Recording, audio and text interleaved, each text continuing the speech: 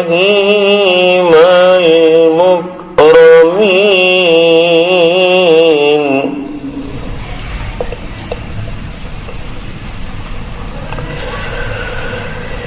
إذ دخلوا عليه فقالوا سلاما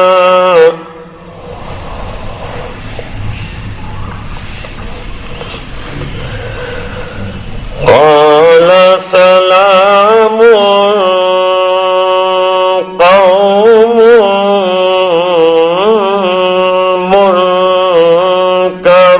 منكرون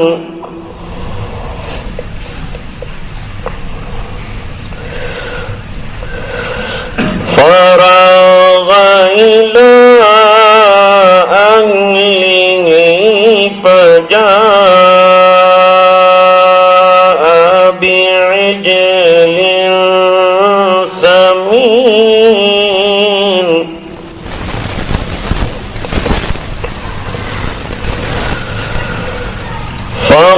فقربه إليهم قال ألا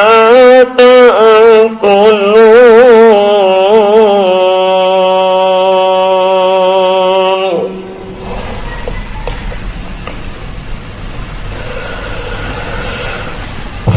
فأوجس منهم خيفة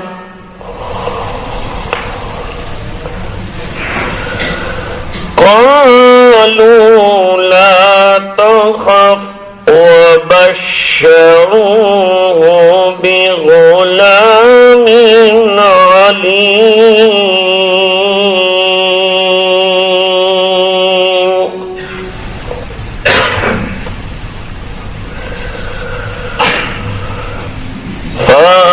فأقبلت امرأته في صرة فصكت وجهها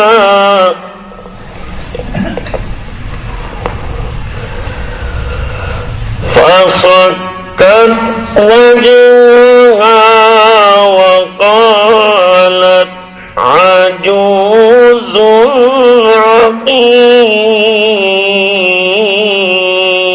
عقيم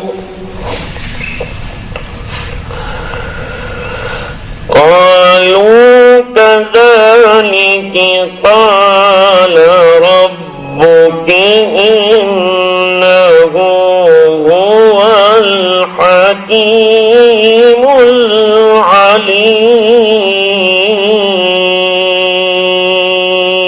العليم صدق الله العظيم.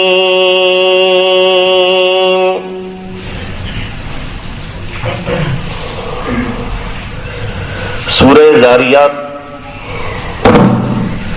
اور اس کے مضامین چل رہے ہیں. گزشتہ سورتوں میں بھی بتلایا تھا کہ مشرکین مکہ قیامت کا انکار کرتے تھے. قیامت واقع ہوگی، کب واقع ہوگی ہم نہیں مانتے. اس صورت میں اللہ تعالیٰ نے اپنی قدرت کی بعض چیزیں ذکر فرمائی اور دلائل دے کر بتلایا کہ جب اللہ یہ کر سکتے ہیں تو اللہ تعالیٰ قیامت کو بھی واقع کر سکتے ہیں. جس اللہ نے تمہارا رزق آسمانوں میں رکھا ہے اور جو آسمانوں اور زمینوں کا رب ہے، جس نے اتنی بڑی کائنات بنائی ہے، بنانا بھی ایک کام ہے، جو بنا سکتا ہے وہ مٹا بھی سکتا ہے. اس مٹانے کے دن کا نام قیامت ہے.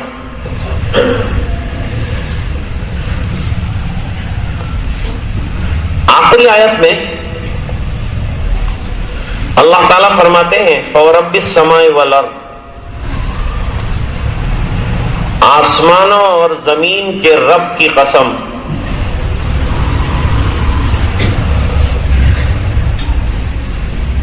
یہ چیز واقع ہو کر رہے گی. اِنَّهُ لَحَقٌّ، قیامت کا واقع ہونا یقینی ہے، اور اس طرح سے واقع ہوگی اور اتنی صحیح یہ حقیقت ہے کہ جیسے انسان کی زبان سے گفتگو کو آدمی تسلیم کرتا ہے کہ ہاں انسان کی زبان سے بات چیت ہوتی ہے، قوت گویائی اللہ نے دی ہے، حالانکہ زبان جو ہے گوشت کا ایک ٹکڑا ہے، لیکن پھر بھی اللہ نے اس میں کیا طاقت رکھی ہے. فرمایا جیسے تمہارا بولنا فطری ہوتا ہے، اس طرح قیامت کا واقع ہونا اللہ کے یہاں فطری ہے، ہو کر رہے گی. کتنا بھی انکار کرو کوئی فرق نہیں پڑے گا، اللہ واقع کریں گے قیامت. یہاں قوت گویائی اور نطق کا تذکرہ قیامت کے ثابت کرنے کے لیے کیوں لائے؟ اس میں علماء نے کلام کیا ہے. اصل میں تو انسان کا دل اور دماغ سوچتا ہے اور زبان وہ سوچ کو کہتی ہے. اندر جو جذبات اٹھتے ہیں، ضمیر میں جو جذبات اٹھتے ہیں، اس کی ادائیگی زبان کے ذریعے سے ہوتی ہے. اس لیے پرانے جو فلاسفہ تھے انہوں نے انسان کی تعریف میں لکھا ہے حیوان ناطق، بولنے والا حیوان. جیسے گھوڑے کے لیے کہا حیوان ساحل، ہنہنانے والا حیوان. انسان کے لیے لکھا کہ یہ بھی حیوان ہے لیکن مہذب قسم کا حیوان ہے. ناطق، بولنے والا، اپنے مقاصد کو بیان کر سکتا ہے، الفاظ کے قالب میں ڈھال سکتا ہے اپنے جذبات کو.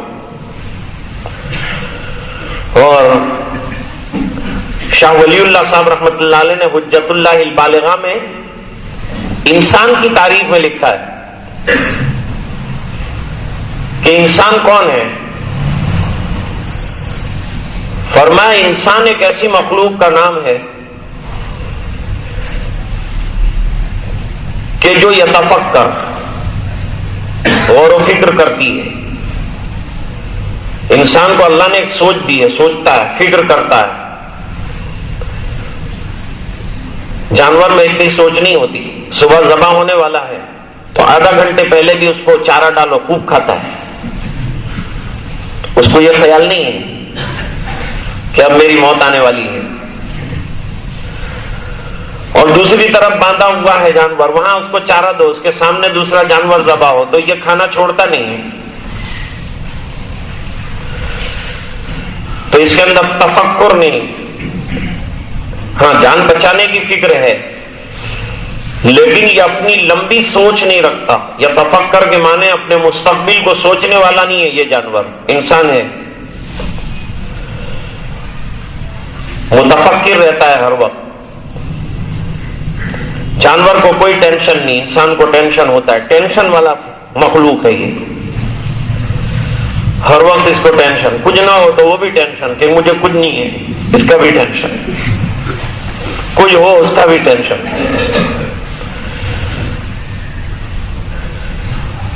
شانت ماحول ہو تو اس کو فکر ہو جاتی ہے اتنی شانتی کیوں ہے، کچھ تو ہونا چاہیے.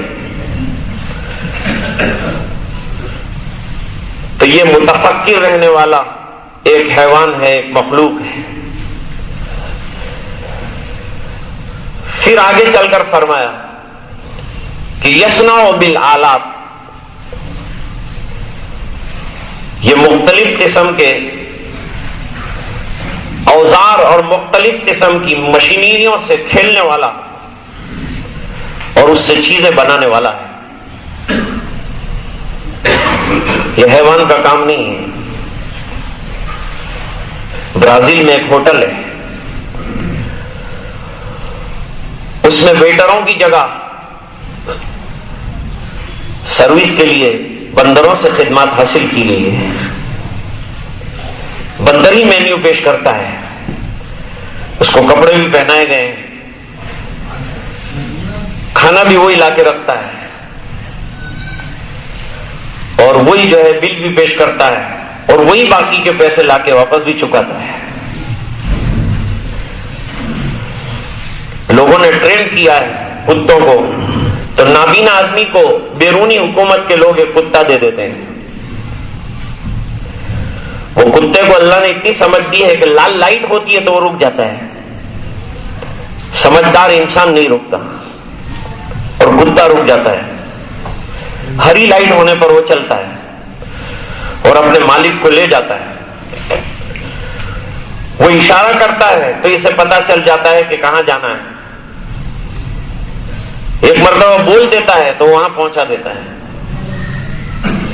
اتنی سمجھ اللہ تعالیٰ نے محنت کرنے پر حیوان کو دی ہے، لیکن اس کے باوجود فطری طور پر تفکر اور فطری طور پر چیزوں کا استعمال یہ اس کے بس کا روگ نہیں. ایک نائی بیچارہ باہر درخت کے نیچے لوگوں کے چہرے بنا رہا تھا. اوپر سے بندر نے دیکھا، وہ طہارت کے لیے گیا تو وہ بندر اس طرح لے کے اوپر چڑھ گیا. اب اس نے آ کے دیکھا کہ میرا اس طرح اچانک کہاں غائب ہو گیا، تو اوپر سے اس نے آواز دی اور بتایا کہ یہ اس طرح میرے پاس ہے. اب اس نے سوچا کہ یہ اس کے پاس سے حاصل کیسے کیا جائے، یہ تو خطرناک چیز ہو گئی اس کے پاس. تو نائی ہوشیار تھا، اس نے اس طرح الٹا کر کے ناک کے اوپر چلایا تو اس نے سیدھا چلایا اور پھینک دیا ہاتھ میں سے. دیکھو یہ فرق ہے. حیوان متفکر ہے انسان، اور چیزوں کے استعمال کو جانتا ہے، کیسے استعمال کون سی چیز کا کیا جائے. تو فرماتے ہیں حیوان ناطق ہے، یہ اپنے معافی ضمیر کو زبان کے ذریعے سے اپنے جذبات کو ادا کرتا ہے. فرمایا جس طرح سے بے ساختہ تم بولتے ہو، اس طرح اللہ کی قدرت میں بے ساختہ قیامت کا قائم کرنا. یہ ثابت کرنے کے لیے لائے اس کو. تم کو جیسے بولنے میں کوئی تکلیف نہیں ہوتی، آسانی سے بولتے ہو، اللہ کو قیامت کے قائم کرنے میں کوئی تکلیف نہیں ہے، بہت آسانی سے قائم کریں گے.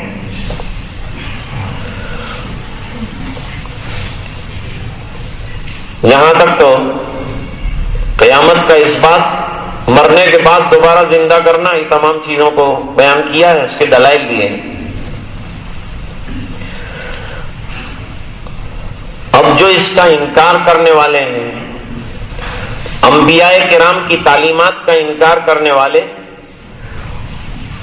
ان کے انکار پر ان کو اللہ نے کیسی کیسی سزائیں دی.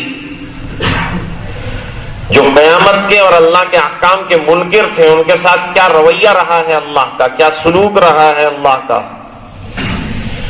اس کو بیان کرنے کے لیے ایک واقعہ اٹھایا ہے۔ اس طرح سے تو عبرت کے لیے قرآن کریم کئی واقعات ذکر کرتا ہے، جہاں جہاں واقعات آئے ہیں سب عبرت کے لیے آئے ہیں۔ اور قرآن کریم میں آپ کو یہ نہیں ملے گا کہ بھئی ایک واقعہ بیان ہو گیا آپ کبھی بھی بیان نہیں کریں گے پورے قرآن کریم میں، نہیں، ایک واقعہ بار بار لائیں گے، کیونکہ مقصد عبرت دلانا ہے، سبق دینا ہے۔ صرف کہانیاں اور اسٹوری کی بک نہیں ہے قرآن، دلچسپ قسم کی اسٹوریاں بیان کر رہا ہے قرآن کریم، ایسا نہیں ہے۔ ایک ہی واقعہ حضرت آدم علیہ السلام کا کئی بار لائیں گے، موسیٰ علیہ السلام کا کئی بار ذکر کیا، حضرت ابراہیم علیہ السلام کا بار بار ذکر کیا۔ مقصود کیا ہے؟ مقصود اللہ کے بندوں کو اور اپنے پڑھنے والوں کو عبرت اور ان کو سبق دینا۔ اور یہ جامعیت کے خلاف نہیں ہے، یہ عین جامعیت ہے کہ ضرورت کی چیزیں بار بار بندوں کو سامنے پیش کی جائیں اور انہیں متوجہ کیا جائے۔ شاہ صاحب کا فلسفہ جنہوں نے الفوز الکبیر میں پڑھا ہوگا وہ اس حقیقت کو سمجھتے ہوں گے۔ یہاں حضرت ابراہیم علیہ السلام کا ایک واقعہ ذکر کیا، فرماتے ہیں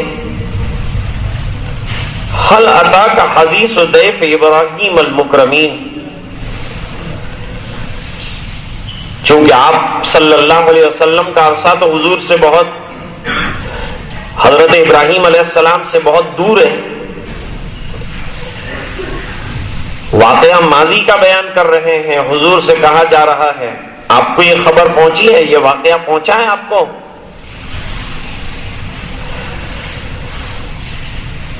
کہ حضرت ابراہیم علیہ السلام کے یہاں کچھ معزز مہمان آئے۔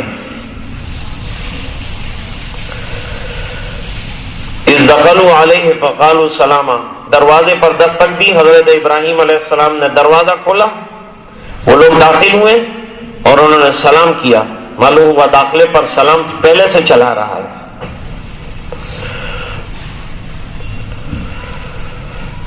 حضرت ابراہیم علیہ السلام نے دیکھا کہ بڑے حسین جوانوں کی شکل میں آئے ہیں، معلوم نہیں کون ہے یہ اجنبی لوگ، سلام کیا ہے۔ قال سلام قوم منکرون، اجنبی لوگ آئے۔ آئیے، بہرحال اجنبی ہو کوئی بھی ہو، مہمان بہرحال مہمان ہوتا ہے، اس کا اکرام کیا جائے، وہ معزز ہوتا ہے۔ حدیث پاک میں فرمایا من کان یؤمن باللہ والیوم الآخر فلیکرم ضیفہ، جو اللہ پر اور آخرت کے دن پر یقین رکھتا ہو اس کو چاہیے کہ اپنے مہمانوں کا اکرام کرے۔ حضرت ابراہیم علیہ السلام بہت مہمان نواز تھے، ان کی مہمان نوازی مشہور ہے، عرب کی مہمان نوازی مشہور ہے۔ عرب کی مہمان نوازیوں میں حضرت مولانا ابو الحسن السلام ندوی رحمۃ اللہ علیہ نے ایک نقطہ لکھا ہے، اللہ نے حضور پاک صلی اللہ علیہ وسلم کو عرب میں مبعوث فرمایا، اس کی جو وجوہات ہیں کہ اس قوم میں کیوں مبعوث کیا سرکار کو، فرمایا پہاڑوں کے رہنے والے عرب بڑے جفاکش، پہاڑوں پر چڑھنا، وادیوں میں اترنا، دوسرا ان کے یہاں کھیتیوں کا نظام نہیں، تو ان کو روزی کے حاصل کرنے کے لیے بڑی جفاکشی کرنی پڑتی ہے، بڑی محنت انجام دینی پڑتی ہے، مشکل سے ان کو روزیاں حاصل ہوتی، لیکن وہ ان کا مزاج بن گیا۔ چنانچہ عرب کے اکثر قبائل جو ہیں وہ خانہ بدوش ہیں، اب نہیں، پہلے جنگلوں میں قیام کرتے تھے۔ ارے مدینے بھی سرکار کے یہاں جو لوگ آتے تھے وہ بقیع غرقد کے پڑوس میں ایک بہت بڑا میدان تھا، اس کے اندر قیام کرتے تھے، اور وہاں سے پھر سرکار کی خدمت میں مسجد نبوی کے اندر آتے تھے، اپنے خیموں کو لے کے چلنا، بڑا خانہ بدوش قسم کی بدویانہ زندگی گزارتے تھے۔ اس لیے دیہات سے آنے والے حضور کی جو تعظیم اور ادب ہے اس کو نہیں جانتے تھے. تہذیب اور تمدن سے دیہات کے لوگ ویسے بھی دور ہوتے ہیں. اس لیے اللہ نے انبیاء کرام کو شہروں میں پیدا کیا کہ وہ تہذیب اور تمدن کے متوالے ہوتے ہیں، اشاروں میں بات کو سمجھتے ہیں. اور دنیا کا رخ یعنی دیہاتوں کا رخ شہر کی طرف تو ہوتا ہے، شہر والوں کا رخ بے وقوف ہو تو دیہات کی طرف ہوتا ہے. جب تھک جاتا ہے شہر والا تو کوئی دیہات کی ہوٹل میں جا کے کھانے کو پسند کرتا ہے، تھوڑا سا اس کا آؤٹنگ چاہیے، اس کو تھوڑا سا مزاج بدلنے کے لیے جاتا ہے. لیکن 2 دن ٹھہرے گا تو تھک جائے گا، واپس آ جائے گا، کیونکہ اس کا مزاج نہیں ہے. وہ مدنی زندگی گزارنے کا اور مدنیت کا مزاج رکھنے والا ہے. اس لیے گاؤں والوں پر جمعہ نہیں ہے. جمعہ ہونے کے لیے خاص قسم کی مدنیت جو ہے وہ درکار ہے. شاہ ولی اللہ صاحب رحمۃ اللہ علیہ نے حجت اللہ البالغہ میں جمعہ کا فلسفہ لکھا ہے، وہاں پڑھیں تو پتہ چلے گا کہ جمعہ ایک خاص قسم کی شہریت چاہتا ہے، وہاں اس کو قائم کیا جائے گا. حضرت ابراہیم علیہ الصلوۃ والسلام نے سلام کا جواب دیا، ان کو بٹھایا، آؤ بیٹھو، مہمان ہو آپ. ہمارے مولانا بھائی میاں صاحب فرماتے ہیں ہمارے علاقے میں ایک بزرگ تھے، ان کے گھر کوئی جائے کہتے تمہارا ماٹے ہوں چائے بنا بھی لاؤں. وہ اندر چائے بنانے کے لیے جاتے تھے، تیاری کر کے جب آتے تھے تو یہ مہمان کہتا تھا میں تو چائے نہیں پیتا. کہ ٹھہر جا، اتنا بڑا ڈنڈا اندر سے لاتے تھے، چائے نہیں پیتا. سمجھتا کیا ہے؟ ہم کو بے وقوف سمجھتا ہے. تو آیا، ہم نے اکرام کیا، تجھے چائے پلانا چاہتے ہیں. وہ زمانہ گیس کا نہیں تھا. میری عورت نے لکڑیاں جلائی، آگ جلائی، اس کی آنکھوں میں سے پانی نکلا، کتنا چولہا دھونکنا پڑا. باہر گئی، سردی کا موسم تھا، پانی لائی، وہ ہنڈیا میں ڈالا، اتنا پانی کو ابالا. اتنی محنت کے بعد جو تیار ہوئی چائے تو نے بڑے اچھے طریقے سے کہہ دیا کہ نہیں پیتا ہوں، میں دیکھتا ہوں تو پیتا کیسے نہیں. میں تجھے یا تو پلاؤں گا یا ماروں گا. ہمارے حضرت شاہ عطا اللہ صاحب بخاری رحمۃ اللہ علیہ تشریف لائے تھے راندیر، تو ایک آدمی سامنے بیٹھا ہوا تھا، وہ سو رہا تھا. شاہ صاحب کے پاس بہت موٹا ڈنڈا جو ممبر کے پاس رکھا ہوتا ہے اس سے بھی موٹا ڈنڈا ہوتا تھا. جب راندیر آئے تو مشہور ہو گئے کہ پہلا جہاں ڈنڈا وہاں موٹ سب آگلا.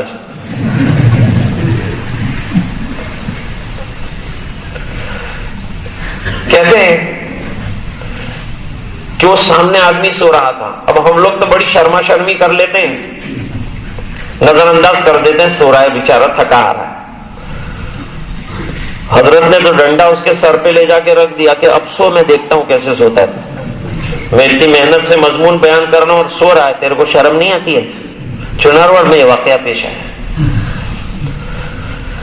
دوسرا آدمی جو ہے، ہمارے مفتی لاجپوری صاحب رحمۃ اللہ علیہ نے فرمایا کہ ناک میں انگلی ڈال کے یوں یوں کچھ کر رہا تھا، تو حضرت نے فرمایا کہ تو افیم کی گولیاں بنانے کا ایجنٹ ہے. میں بیان کر رہا ہوں تو کیا کر رہا ہے؟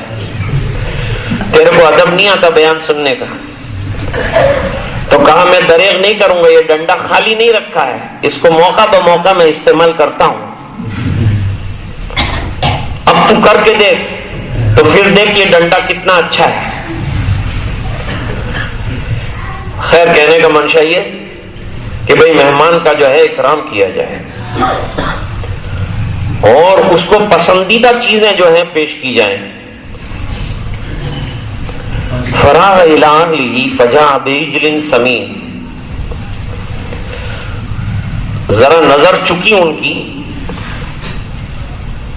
فرشتوں کی جو انسان کی شکل میں آئے تھے، نظر ان کی چکا کر حضرت ابراہیم علیہ السلام پیچھے گئے اور جا کر ایک بچڑا جو تھا وہ ذبح کیا اور جلدی اس کو ٹھیک ٹھاک کر کے بھون کر روسٹ کر کے جلدی سے جلدی جو ہے مہمان کے سامنے بڑے طباخ کے اندر پیش کر دیا گوشت.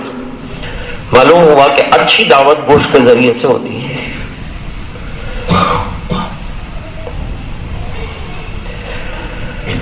اب انہوں نے کہا کہ کھائیے، بسم اللہ کیجیے. مولانا کھانے کے لیے بیٹھے تھے. سیٹھ صاحب سے کہا آپ بھی کھائیے. کہا ہم تو کھاتے ہی رہتے ہیں. کہا ہم نے پہلے کھایا ہو، آج کھایا ہوگا. تو روز کھاتا ہے، ہم کو تو اللہ نے آج تیرے یہاں دکھایا ہوگا. کہ موسم میں کہیں کھوٹو کی دوں، کہ کھوٹو کو بہت کھوٹا کیا. بولنا سیکھ. اللہ والوں کے سامنے بات کیسے کرتے ہیں وہ سیکھ. نہیں کھانا ہے نا تجھے تو ایسا کیوں کہتا ہے کہ میں کھا چکا ہوں اور کھاتا ہی رہتا ہوں. اس سے تو یہ نکلتا ہے کہ آپ لوگوں کو نہیں نصیب ہوتا، مجھے ملتا رہتا ہے. ارے اللہ ہم کو بھی بہت کھلاتا ہے. ہمارے حضرت حکیم الاسلام رحمت اللہ علیہ فرماتے تھے جس کے پاس ایک کار ہے اس کی تو ایک کار، لیکن جس کی کوئی ایک کار نہیں اس کی تو سب کار. سب پیش کریں گے ہماری گاڑی میں بھیجا، ہماری گاڑی میں، اس کی تو سب کار.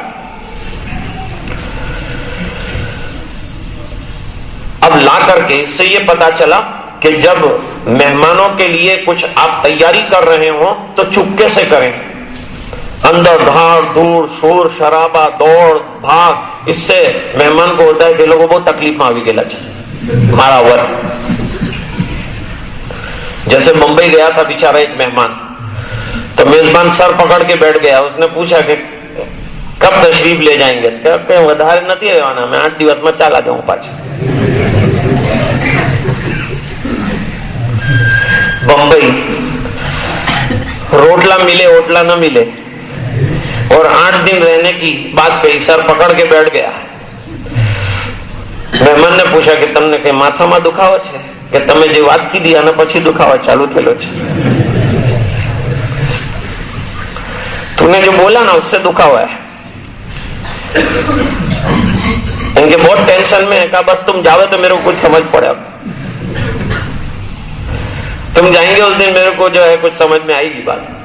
मालूम हुआ कि मेहमान को मेजबान के पास इतना नहीं ठहरना चाहिए जिससे मेजबान को तशवीश हो जाए. अयादत करने के लिए जाए तो अदब बताया कि बीमार के पास इतना न ठहरे कि बीमार परेशान हो जाए कि कब जाएगा. मेरे वालिद साहब का दस्तूर था, बीमार की अयादत के लिए गए, वहां खड़े रहकर दुआ की, उसको दुआ की दरखास्त की और हाजी साहब खैरियत से हैं? ठीक है इंशाअल्लाह अल्लाह ताला अच्छा कर देंगे. सर अस्सलाम वालेकुम. तो हमारे यहाँ के मोटे कद के आदमी गए थे उनके साथ. कम और साहब जो मैं सांस भी नहीं ली देना था, मैं पाछा चला है कि मैंने तो अभी सांस भी नहीं लिया है, तुम चले भी. तो अपने यहाँ के रहवास करवा थोड़ा आवेला है, यहाँ रहने के लिए ठहरने के लिए थोड़े आए हैं. कभी बीमार को अचानक जो है जरूरत पेश आती है, उसको इस्तिंजा से फारिग होना है, अब उसको ये तशवीश होती है कि ये जल्दी जाएं, जाकर बात क्या कहें. ये सब चीजें, कोई जुमला ऐसा नहीं कहना जिससे बीमार की बीमारी में इजाफा हो, उसकी तशवीश बढ़ जाए. तशवीश खत्म होने वाले जुमले कहना चाहिए. हमारे यहाँ की तो औरतों को बेचारियों को अयादत करना भी नहीं आता. जाके पहले कहते कि आए हाय बात हम तो बिल्कुल लेवा दे. अल्लाह इनके तुम्हारे ऊपर रहम करे. इनके मेरे तबीयत ज्यादा खराब है, उनके तुम्हारी घर वाली लगता है बराबर इलाज नहीं करवाती, तुम्हारा पहुंचा देगी तुम्हारे को. फिर उसको बुला के बोलते कि बीवी का तो तू नहीं इलाज करवाती इसका. अरे रोज सुबह से शाम तो डॉक्टरों के पैसे देते देते इनके मैं थक गई, क्या इलाज नहीं करवाती. ये तो अब कोई बोलने की बात है. यूं कहना चाहिए लाबासा तुहूरन इंशाल्लाह, अच्छे हो जाएंगे. अच्छी तबीयत मालूम होती है. हमने सुना था कि बहुत कमजोर हो गया था, अल्हम्दुलिल्लाह देखने से इत्मीनान हुआ. हाँ उलमा ने एक बात लिखी है, एक बात ये लिखी है आदाब में कि जिस अयादत करने वाले से बीमार को उसके ठहरने से राहत और इत्मीनान हो तो वो ज्यादा ठहर सकता है. बाद लोग ऐसे आते हैं کہ ان کے آنے کو بیمار چاہتا ہے کہ یہ آئے اور میرا دل خوش ہو، میرے پاس بیٹھے تو میرا دل بہل جائے. تو ایسا کوئی دل بہلانے والا ہو تو اس کو بیٹھنے کی گنجائش ہے. ٹینشن دینے والا ہو اس کو جلدی رخصت ہونا چاہیے. اب وہ عورتیں بیچارے وہ بیمار کو دیکھنے کے لیے اسپتال میں پہنچی. اس کو یہاں لگی ہوئی ایک سوئی، ایک ادھر سوئی لگی ہوئی، ناک کے اندر سے پائپ گیا ہوا ہے. اللہ اللہ کہ تم کو کیا ہو گیا؟ بولا چلا معاف کریے.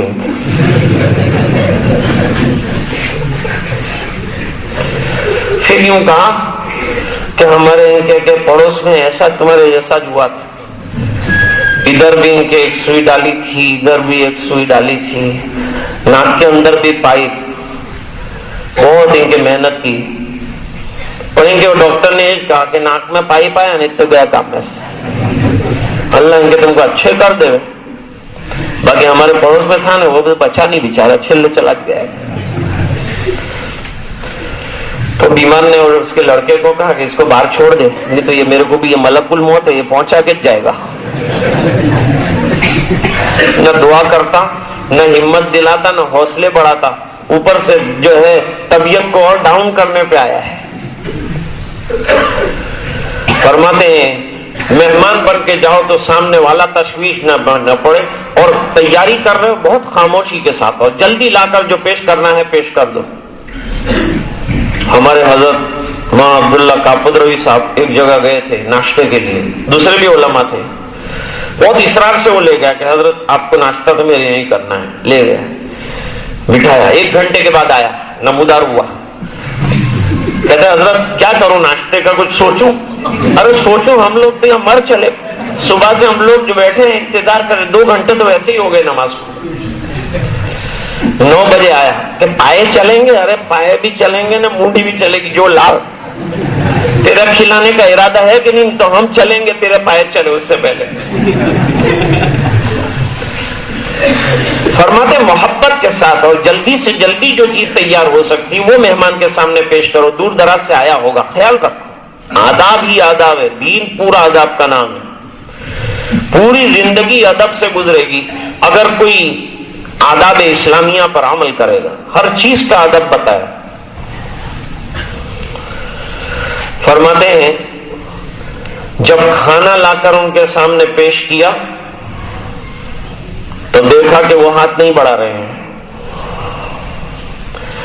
اب چونکے حضرت ابراہیم علیہ السلام کہ کھاتے کیوں نہیں ہو بھائی، کھاؤ نا.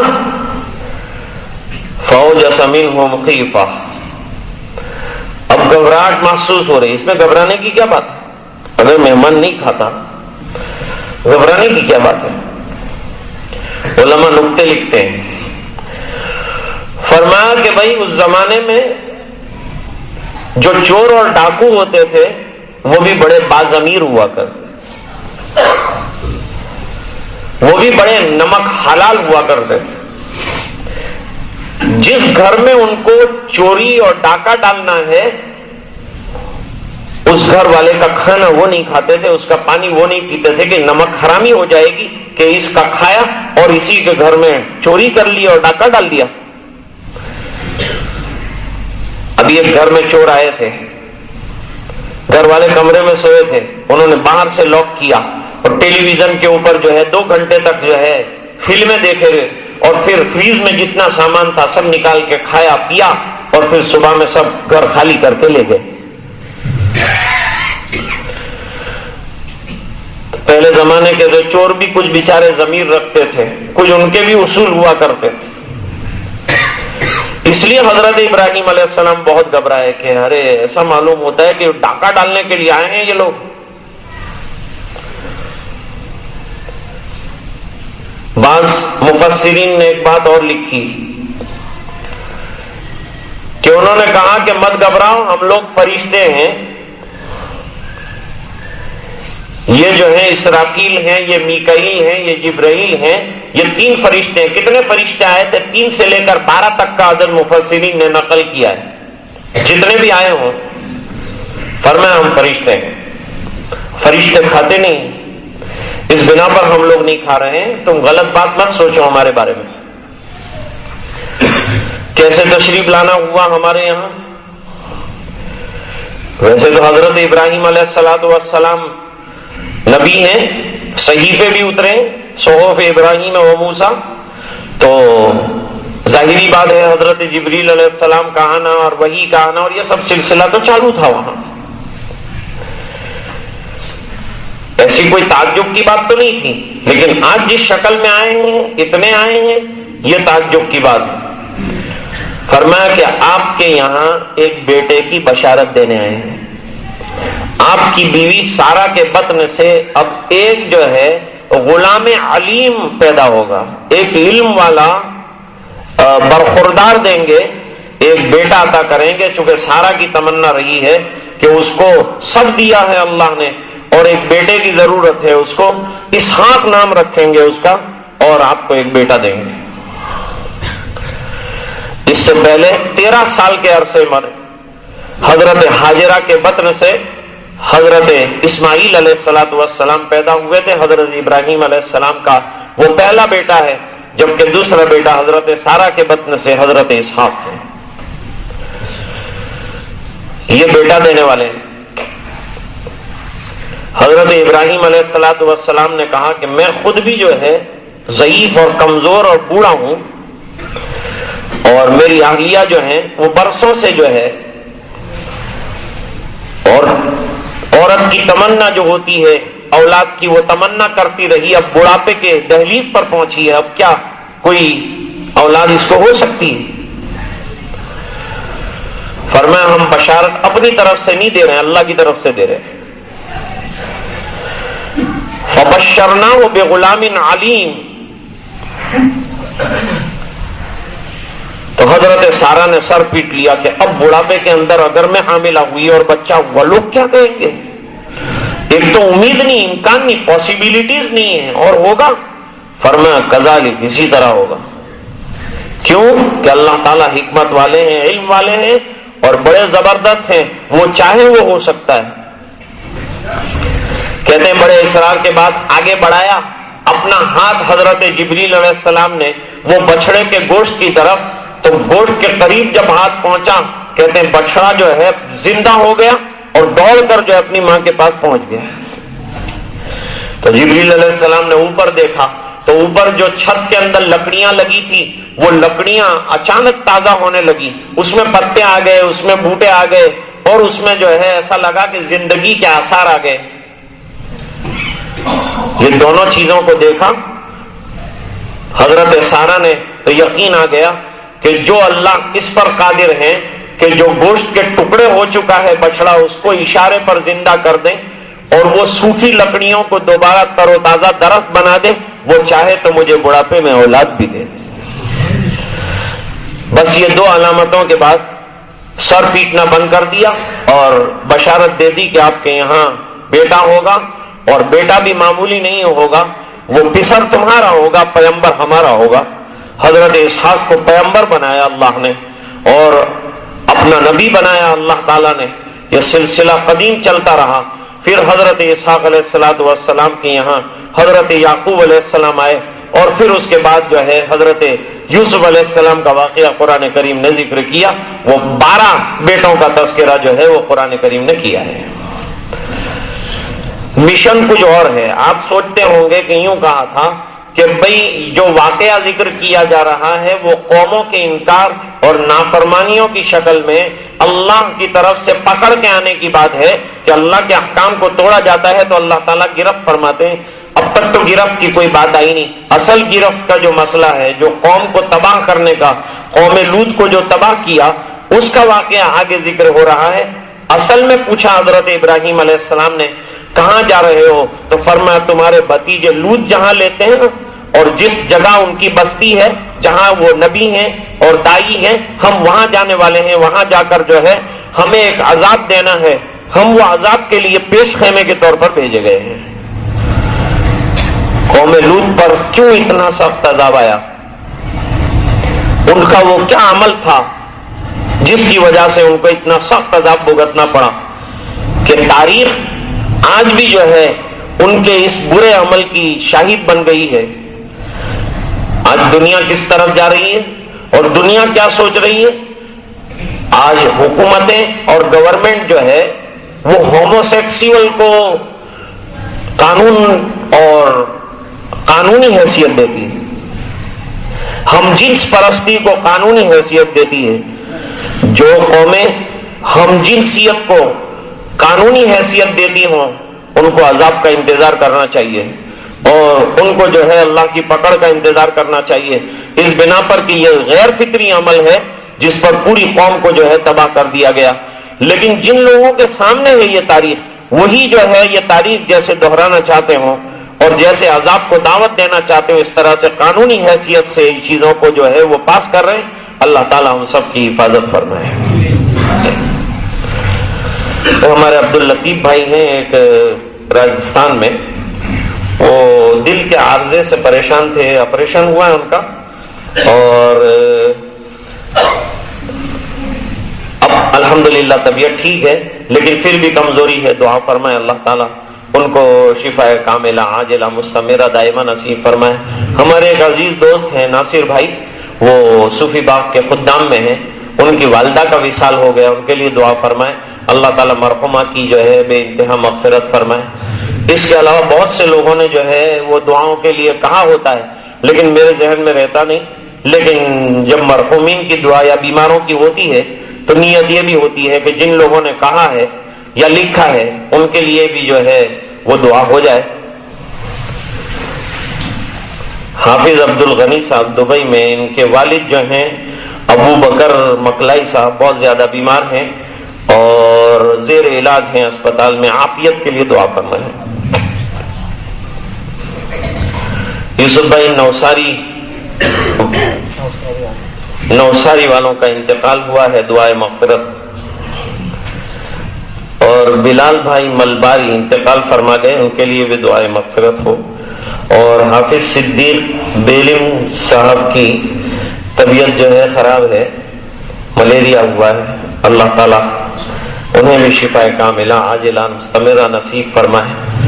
اور ہمارے عبد الوہاب بھائی ہیں، ان کے والد صاحب شبیر بھائی، ان کو بھی جو ہے ایک آپریشن سے دو چار ہونا پڑا، اب الحمدللہ کامیاب آپریشن ہو گیا، اب گھر پر ہیں اور زیر علاج ہیں.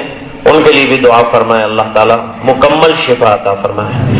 اللہم صلی علی سیدنا محمد وعلی آل سیدنا محمد صلاۃ تنجینا بہا من جمیع الاحوال والآفات، تقضی لنا بہا جمیع الحاجات، تطہرنا بہا من جمیع السیئات، ترفعنا بہا عندک اعلی الدرجات، تبلغنا بہا اقصى الغایات من جمیع الخیرات فی الحیاة وبعد الممات، انک علی کل شیء قدیر. اللہم احسن عاقبتنا فی الامور کلها واجرنا من خزي الدنيا وعذاب الآخرة. اللهم لا تقتلنا بغضبك ولا تهلكنا بعذابك وعافنا قبل ذلك. اے اللہ ہمارے گناہوں کو معاف فرما، کوتاہیوں سے درگزر فرما، اپنا فضل اور کرم شامل حال فرما، رحم کے، کرم کے، خیر کے، فضل کے فیصلے فرما. اے الہ العالمین ہمیں نمازوں کا پابند بنا، تلاوت قرآن کا شیدائی بنا. اے اللہ تو ہم سے راضی اور خوش ہو جا اور ہمیں اپنا بندہ بنا دے. معصیات سے ہٹا کر اے اللہ نیکیوں پر لگا دے. اے اللہ معصیات کی نفرت ہمارے دلوں میں جاگزین فرما دے. اے اللہ نیکیوں کی الفت ہمارے سینوں میں جاگزین فرما دے. اے الہ العالمین جو بیمار ہیں انہیں شفا کاملہ عطا فرما، جو پریشان ہیں ان کی پریشانیاں دور فرما، جو مقروض ہیں غیب سے قرضوں کے پورا ہونے کی سبیل پیدا فرما. اے الہ العالمین جنہوں نے دعاؤں کے لیے کہا یا لکھا یا چاہتے ہیں کہ ان کے لیے دعائیں ہوں، اے اللہ ان تمام کی جتنی حوائج ہیں غیب سے اس کا تکفل فرما. اے الہ العالمین جو قید و بند کی صعوبتیں برداشت کر رہے ہیں ان کے لیے باعزت رہائی کا فیصلہ فرما. اے الہ العالمین جب تک زندہ رکھے ایمان پر زندہ رکھ، جب وقت آخر ہو کلمے والی موت عطا فرما. اے الہ العالمین اس پورے مجمع کی مغفرت فرما اور امت کے ایک ایک فرد کی مغفرت فرما، اور دعائیں اپنے فضل و کرم حبیب پاک صلی اللہ علیہ وسلم کے طفیل منظور فرما برحمتک یا ارحم الراحمین.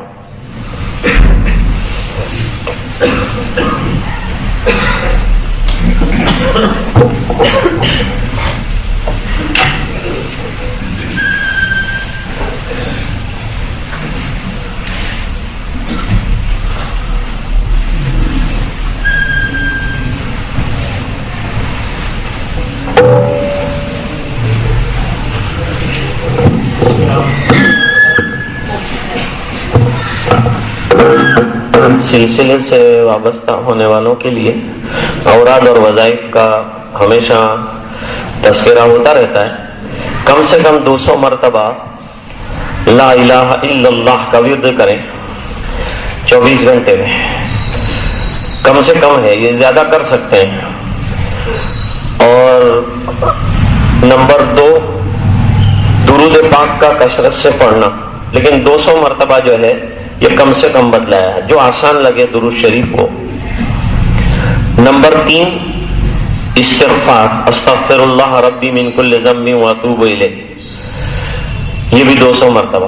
کچھ حضرات کو اب بڑھا کر 300 مرتبہ جو ہے وہ بتایا گیا ہے. جو 200 کی پابندی کر چکے ہیں وہ 300 بھی کر رہے ہیں. پھر اس سے زیادہ جتنا کرنا چاہیں اللہ تعالیٰ جتنی ہمت دے، توفیق دے، کرتے رہنا چاہیے. گناہ ہر آن ہوتے ہیں تو استغفار ہر آن جو ہے ہوتا رہے تو اچھا ہے. اور اس کی اپنی ایک ترتیب ہے. ترتیب کیا ہونی چاہیے؟ ایک تو مشائخ کا خیال یہ ہے کہ پہلے تو کلمے کا ورد رکھے، اس کے بعد سرکار کا حق بہت بڑا ہے، درود پاک رکھے، اور پھر اس کے بعد استغفار جو ہے وہ اپنے گناہوں پر معافی جسے کہتے ہیں وہ استغفار میں ہے کہ اللہ جو گناہ ہوئے ہیں یہ نیت کے ساتھ پڑھتا رہے. اور قرآن کریم کی تلاوت حفاظ جو ہیں، جو حافظ ہیں، وہ کم سے کم 1 پارہ کریں.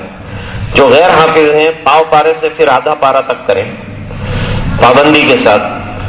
اور مراقبہ جو ہے وہ چند ساعت کے لیے فجر کی نماز کے بعد، عشاء کی نماز کے بعد، تہجد میں جب موقع مل جائے تھوڑی دیر ضرور کریں. مراقبہ اللہ کے دھیان کا اور اللہ کی رحمت کے انتظار میں بیٹھنے کا نام. یہ مقصود نہیں ہے، لیکن مقصود اللہ کی رضا ہے، وہاں تک پہنچنے کا یہ وسیلہ ہے. محنت کر کے آدمی جو ہے اپنے دل کو بنائے گا اور ذکر اللہ سے اس کا دل جاری ہوگا، پھر اللہ ہر وقت کی نصیب ہو جائے گی. پھر ہر وقت قلب بیدار اللہ تعالیٰ عطا فرمائیں گے. تو یہ چھوٹا سا ایک پروگرام اور ایک سلسلہ ہے. اور بڑی چیز ہے ربط شیخ، یعنی اپنے شیخ سے ہمیشہ وابستہ رہنا اور تعلق رکھنا. اور تعلق کا مطلب یہ ہے کہ اپنی جو روحانی پریشانی ہے وہ اس کے سامنے رکھنا، تاکہ وہ اس کا حل جو ہے کرے. کہ بھئی تو زیادہ تر تو روحانی پریشانی میں یہ ہے کہ ہم ذکر نہیں کر پا رہے ہیں، ہم مراقبہ نہیں کر پا رہے ہیں، ہم قرآن شریف نہیں پڑھ پا رہے ہیں. ارے بھائی زیادہ کرنے کے لیے کوئی پوچھے یا یہ ہے کہ کوئی رکاوٹ پیدا ہو رہی ہے تو بات الگ ہے، اس کا بھی حل ہوتا ہے. اور بھی بہت سے مسائل جو ہے روحانی دنیا کے انسان کو درپیش ہوتے ہیں، تو وہ جیسے جسمانی طبیب سے اپنے مسائل حل کراتے ہیں ادویات کے ذریعے سے، روحانی جو مشائخ ہوتے ہیں ان سے وہ روحانی بیماریاں جو ہے اس کے دور کرنے کا راستہ معلوم کیا جاتا ہے. اللہ تعالی ہمیں سمجھنے کی توفیق عطا فرمائے. اب سے تھوڑی دیر تک انشاءاللہ یہ لا الہ الا اللہ کا ورد کریں گے اور محمد الرسول اللہ پر یہ ورد ختم ہو جائے گا. ماں بہنیں جو ہیں بلند آواز سے ذکر نہیں کرتی، وہ آواز ان کی صرف ان کے کانوں تک پہنچے اتنی ہوتی ہیں. اگر سروں کو وہ حرکت نہ دیں تو کوئی ضرورت نہیں ہے. یہاں بیٹھے ہوئے حضرات کچھ زور سے جو ہے وہ اللہ کا ذکر کریں گے. ذکر کے بعد انشاءاللہ تھوڑی دیر کے لیے ہم لوگ مراقبہ کریں گے.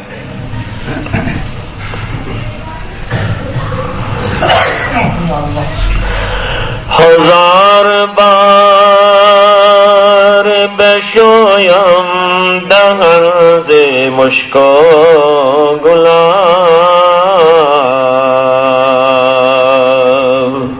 ہنوز نام تو گفتن کمال بے ادبی. لا الہ الا اللہ، لا الہ الا اللہ، لا الہ الا اللہ، لا الہ الا اللہ، لا الہ الا اللہ، لا الہ الا اللہ، لا الہ الا اللہ، لا الہ الا اللہ، لا الہ الا اللہ، لا الہ الا اللہ، لا الہ